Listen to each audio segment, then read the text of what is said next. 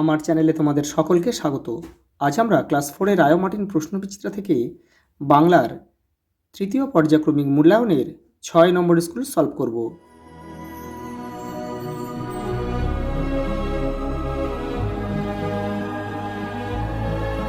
দেখো প্রথম প্রশ্ন, আদর্শ ছেলে। যারা আগের সেটগুলো দেখোনি তারা কিন্তু চ্যানেলের প্লেলিস্টে যাবে, ওখানে কিন্তু আগের সেটগুলো দেওয়া রয়েছে। আদর্শ ছেলে কবিতার কবির নামসহ প্রথম 6 লাইন মুখস্থ লেখো। তাহলে বুঝতে পারছো কবিতাগুলো কিন্তু তোমাদেরকে অবশ্যই মুখস্থ করতে হবে। এই যে আদর্শ ছেলে কুসুম কুমারী দাস, এই যে এখান থেকে 6 লাইন তোমাদের লিখতে হবে। এই যে আমাদের দেশে হবে সেই ছেলে কবে, কথায় না বড় হয়ে কাজে বড় হবে। এটা 2 লাইন 4 লাইন 6 লাইন, এই যে প্রাণ পর্যন্ত লিখবে তোমরা। দেখো পরের প্রশ্ন, এমন সময়ে বড় মামার সঙ্গে এলো। কে এলো? এটা হচ্ছে কিন্তু বাঘা যতীন থেকে কিন্তু নেওয়া হয়েছে, পৃথ্বীন্দ্রনাথ মুখোপাধ্যায়ের। দেখো কে এলো, এটা হবে ফেরাজ খাঁ। ফেরাজ খাঁ। তার বাড়ি কোথায়? উত্তর পশ্চিম সীমান্ত প্রদেশ।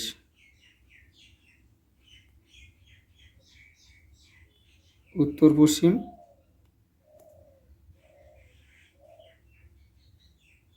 সীমান্ত প্রদেশ। এবার দেখো কোন রচনার অংশ এটা দিয়েছে। দেখো এটা হচ্ছে বাঘা যতীন, একটু আগে আমি বললাম বাঘা যতীন রচনার অংশ। আচ্ছা লেখকের নাম সহ লেখো। আচ্ছা লেখকের নামটা লিখতে হবে। লেখকের নাম হচ্ছে, আমি এখানে লিখে দিচ্ছি, সরি, পৃথ্বীন্দ্র, থয় বয় দীর্ঘই অন্ত নয় দয় রফালা, পৃথ্বীন্দ্রনাথ মুখোপাধ্যায়।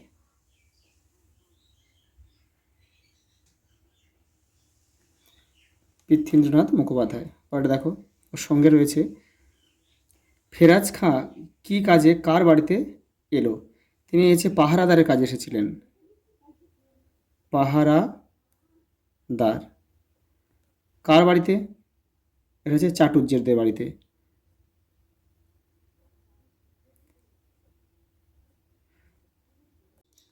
দেখো পরের প্রশ্ন, মায়াদ্বীপ গল্পে কথকের নাম কি? সুনীল গঙ্গোপাধ্যায়।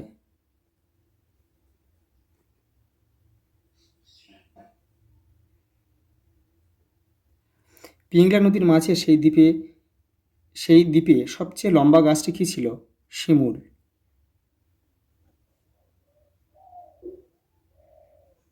শিমুল গাছ। বলছে কোন ঋতুতে তার মামার বাড়ি যাওয়ার পথের বর্ণনা গল্পে রয়েছে? বর্ষা ঋতুতে। ছোট কাকা কথকে মারমেডদের সম্পর্কে কি জানিয়েছিল? 156 নম্বর পেজে রয়েছে তোমাদের বইয়ের, এটা পাঠ্য বইয়ের।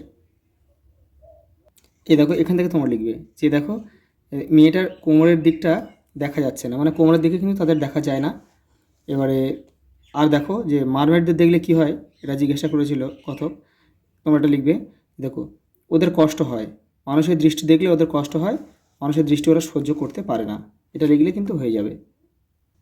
দেখো পরের প্রশ্ন, কোন জিনিসে তার যত্ন নেয়। এখানে দেখো কোন কোন জিনিসের প্রতি কার যত্ন নেয়। এটা হচ্ছে যতীনের যত্ন নেই। যতীনের যত্ন নেই। দেখো কোন কোন জিনিসের প্রতি, সেটা তোমাদের বইয়ের 136 নম্বর পেজে রয়েছে। দেখো এখান থেকে তোমরা এটা করবে। এই দেখো কোনো জিনিসের যত্ন নেই, বই, দেখো বই, তারপরে দেখো এই বই ছেঁড়া, দেখো কোনা দোমড়ানো স্লেটের উপর, দেখো স্লেটের উপর তার কোনো যত্ন নেই। তাও দেখো স্লেটের পেন্সিলগুলো সর্বদা তার হাতে দিয়ে হাত থেকে পড়ে যায়, কাজেই ছোটো ছোটো টুকরো টুকরো করে দেয়। তারপরে দেখো আর কি অভ্যাস ছিল, দেখো তো লেড পেন্সিলগুলো গোড়া চিবানো, মানে পেন্সিলের প্রতিও তার কোনো যত্ন ছিল না। তারপরে তার যে জুতো ছিল সেই জুতোটার প্রতি তার কিন্তু কোনো যত্ন ছিল না। এটাও লিখবে তোমরা। দেখো পরটা রয়েছে, দেখো কোন রচনার অংশ। এটা তোমরা তো সবাই জানো, যতীনের জুতো। যতীনের জুতো রচনার অংশ। এবার দেখো যতীন কেবল কোন জিনিসের প্রতি কীভাবে যত্ন নিত। এটা যে ঘুড়ির প্রতি তার কিন্তু একটা যত্ন ছিল। এই যে দেখো কীভাবে যত্ন নিত, 137 নম্বর পেজে তোমাদের বইয়ে রয়েছে। এই দেখো এখানে পরিষ্কার লেখা রয়েছে। দেখো এ দেখো একটি জিনিসের যতীন খুব যত্ন করতো, সেটি হচ্ছে তার ঘুড়ি। সে ঘুড়িটি তার মনের মতো লাগতো সেটিকে সে সযত্নে জোড়াতাড়া দিয়ে যতদিন সম্ভব টিকিয়ে রাখত। দেখো পরের প্রশ্ন, দাঁত আছে মজবুত সব বেশ, কোন কবিতার অংশ? নইলে। নইলে অজিত দত্তের নইলে কবিতার অংশ এটা। দাঁত মজবুত না থাকলে কী কী হতে পারে? কী কী হতে পারে দেখো, এই দেখো, দাঁত না থাকলে কী হবে দেখো, অর্থাৎ পাথর চিবিয়ে খাওয়ার অভ্যেস না থাকলে মানুষকে ভাত না খেয়ে থাকতে হতে পারে এবং তখন চালে ও কাঁকড়ে আধা আধি খাবার খেয়ে দিন কাটাতে হয় বলে কবি মনে করেছেন। দেখো এখানে একটা প্রশ্ন বাদ গেছে, এই কবিকে, কবি হচ্ছে অজিত দত্ত। অজিত দত্ত। ভেবাচাকা শব্দের অর্থ কি? হতবুদ্ধি। হতবুদ্ধি। দেখো পরেরটা দেখো, চুপি চুপি ভয়ে ভয়ে কোন কবিতার অংশ? এটা হচ্ছে চুপি চুপি ভয়ে ভয়ে, এটা হবে তোমাদের ঘুম ভাঙানি কবিতার অংশ। মোহিতলাল মজুমদারের যে ঘুম ভাঙানি ছড়াটা রয়েছে সেখানকার অংশটা। এখানে লিখতে হবে ঘুম ভাঙানি। কবিকে? মোহিতলাল মজুমদার।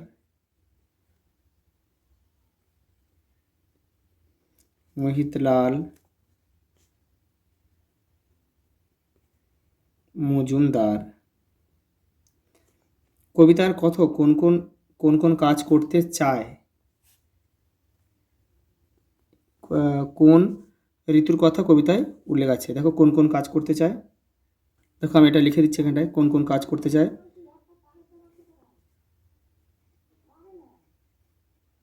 জুতো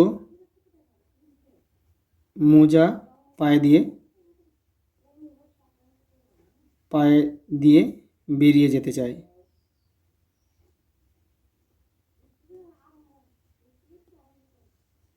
বেরিয়ে যেতে চায়। কোন ঋতুর কথা কবিতা বলা হচ্ছে? বসন্ত।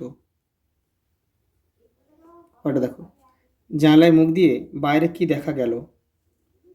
দেখে নাও, এটা কিন্তু ঘুম ভাঙানি কবিতা থেকে নেওয়া হয়েছে। দেখো ঘুম ভাঙানি কবিতায় জানলায় মুখ দিয়ে বাইরে তাকাতেই চোখে পড়লো চারিদিক জ্যোৎস্নায় ভরে গেছে, যার ফলে পাতাগুলির রঙও রূপালি বলে বোধ হয়। দেখো পরের প্রশ্ন, মায়াদ্বীপ গল্পে কী কী গাছের নাম পেয়েছো তার একটি তালিকা তৈরি করো। শিমুল গাছ,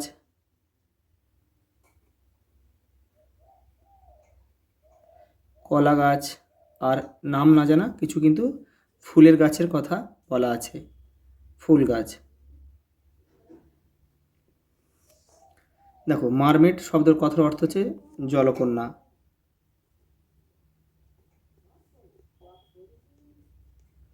অখিল বন্ধু নিয়োগী শিশুদের কাছে কী নামে পরিচিত? স্বপন বুড়ো। পরেরটা দেখো, যতীন কোথায় দর্জিদের দেখা পেয়েছিল? কোনো এক অজানা দেশে।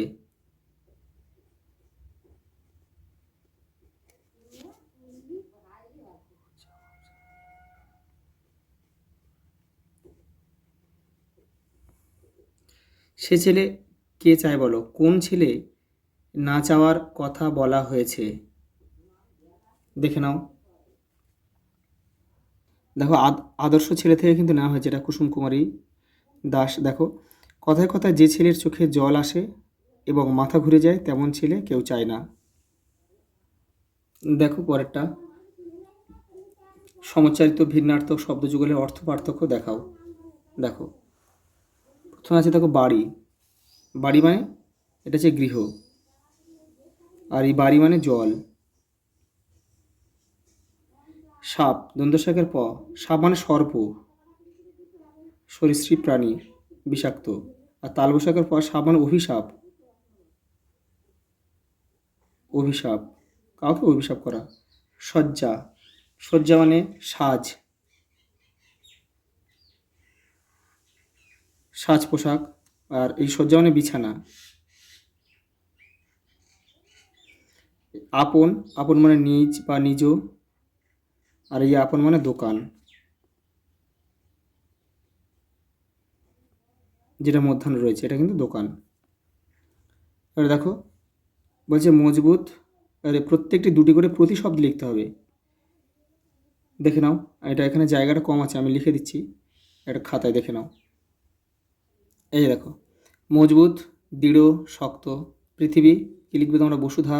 ধরণী বা ধরা লেখা যায়। সাগর, দেখো সমুদ্র, জলধি। জননী হচ্ছে মা, মাতা। দেখো তারপরে রয়েছে কি বিপরীত শব্দ লেখো। অভ্যেস, অনভ্যেস।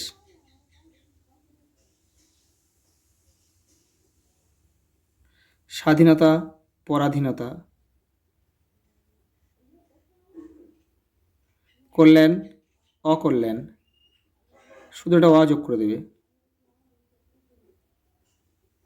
যত্ন, অযত্ন। আরম্ভ, শেষ বা সমাপ্ত লেখা যায়।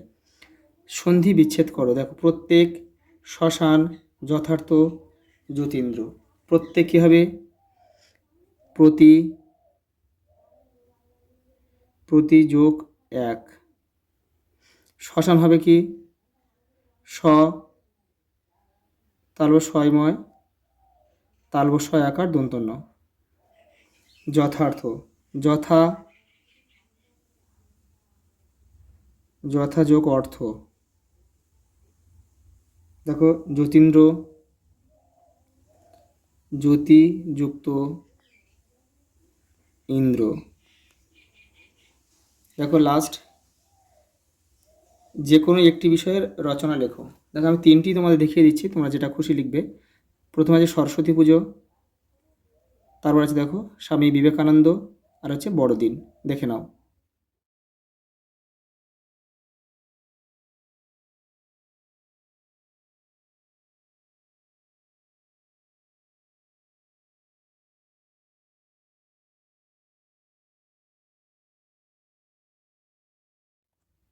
আজ এই পর্যন্ত, দেখা হবে পরের ভিডিওতে।